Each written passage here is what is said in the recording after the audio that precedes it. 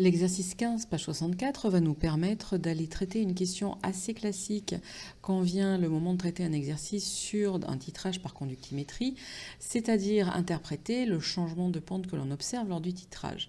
En effet, vous voyez sur cet exemple que avant le volume équivalent, j'ai une demi-droite qui est décroissante, alors qu'après, j'ai une demi-droite qui est croissante. Nous allons réussir à expliquer ceci en se basant sur le titrage lui-même et la réaction chimique qui se produit. Alors le titrage lui-même, on va donc l'étudier attentivement. Nous allons titrer une solution d'acide chlorhydrique par une solution d'hydroxyde de sodium. Donc là, je vais me faire mon petit dessin brouillon qui me permet de visualiser ce qui se passe. Donc, si la solution d'acide chlorhydrique est titrée par une solution d'hydroxyde de sodium, ça veut dire que l'espèce titrante, c'est l'hydroxyde de sodium. L'hydroxyde de sodium, vous devez savoir que c'est HO- Na+. Alors on n'a pas les concentrations parce que ce ne sera pas utile ici. Et donc ma solution titrée, ça va être l'acide chlorhydrique. Et la même chose, vous devez savoir que acide chlorhydrique, c'est H3O+, Cl-.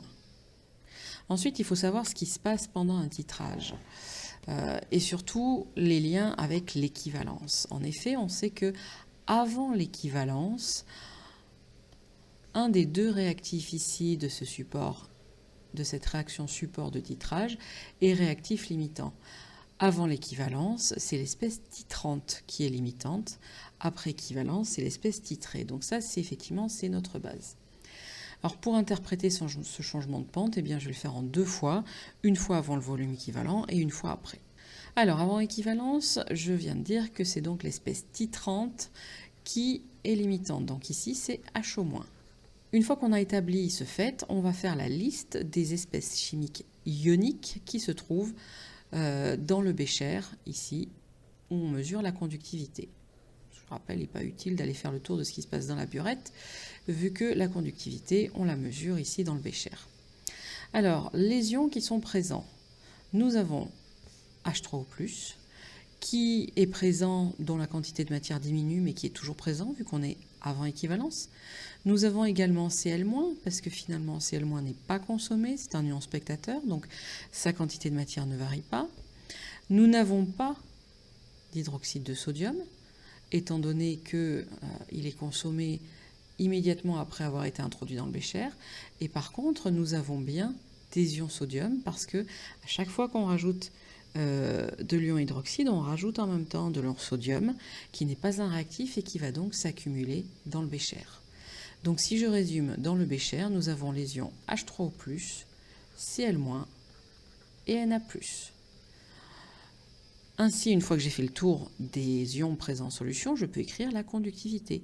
Je peux dire que la conductivité dans ce bécher est égale à la conductivité ionique de H3O+, multipliée par la concentration H3O+, plus la conductivité ionique molaire du ion chlorure multipliée par la concentration en ion chlorure, plus la conductivité ionique molaire de l'ion sodium multipliée par la concentration en ion sodium. L'étape d'après, pour savoir justifier du fait que la conductivité diminue au cours du temps, c'est de travailler sur les concentrations. Il faut être capable de dire si elles augmentent, si elles diminuent ou si elles restent constantes. La concentration en H3O+, étant donné que la quantité de matière d'ion H3O+ diminue, vu que H3O+ est un réactif et qu'il est donc consommé, comme cette quantité de matière diminue, alors je peux dire que la concentration en H3O+, elle aussi, elle diminue. La concentration en ion chlorure, eh bien elle reste constante. En effet, les ions chlorure ne sont ni consommés ni produits, donc la quantité de matière d'ion chlorure dans le bécher ici reste toujours la même. Comme on a rajouté un grand volume d'eau pour s'assurer que la dilution n'ait aucun impact, je peux dire que la concentration en ion chlorure reste la même. Et ensuite, la concentration en ion sodium, eh bien, dans le bécher, je vais rajouter progressivement des ions sodium en même temps que j'ajoute des ions hydroxyde. Comme ils ne sont pas consommés, je peux dire que cette concentration augmente. Alors maintenant, comment justifier? Parce que finalement, on est un petit peu embêté, parce qu'on a une concentration qui diminue et une concentration qui augmente en parallèle. Donc il va falloir arriver à justifier qu'au final, ça veut dire que ça diminue. Là où on va pouvoir avoir des éléments de réponse, ce sont sur les conductivités ioniques molaires. Si je regarde celle du sodium, elle est de 5 millisiemens par mètre carré par mol, alors que celle de l'ion hydroxyde, elle est de 35, soit 7 fois plus. Ça veut donc dire que ce terme-là, il va diminuer 7 fois plus vite que ce terme-là n'augmente. Donc au final, certes, j'ai quelque chose qui diminue, quelque chose qui augmente, mais comme mon terme qui diminue vraiment diminue beaucoup plus vite que celui qui augmente, au final, la conductivité diminue. Je n'ai bien sûr pas parlé de l'ion chlorure, parce qu'étant donné que sa concentration est la même, finalement, il n'a pas d'impact sur la variation de la conductivité. Donc pour finir de conclure, ici, on va marquer que or lambda H3O+, est plus grand que lambda Na+. Donc, ce produit de la conductivité ionique molaire fois la concentration diminue beaucoup plus vite que le terme lambda Na+ fois concentration Na+ n'augmente. On va refaire la même chose, mais cette fois-ci après équivalence. Donc première chose, qui est réactif limitant après équivalence? Il s'agit de H3O+. En effet, après équivalence, en fait, il n'y en a plus dans le bécher, vu qu'il a été complètement consommé. Je fais ensuite le tour des ions qui sont présents en solution. Alors H3O+, on a dit qu'il n'y en avait plus, il a été complètement consommé. Les ions chlorure, il y en a encore, ils ne sont toujours ni consommés ni produits, ils sont spectateurs. Donc ils sont toujours présents en solution. Les ions HO-, eh bien après équivalence, quand je les verse dans le milieu, ils n'ont plus H3O+ avec lesquels réagir. Donc ils vont s'accumuler dans le bécher.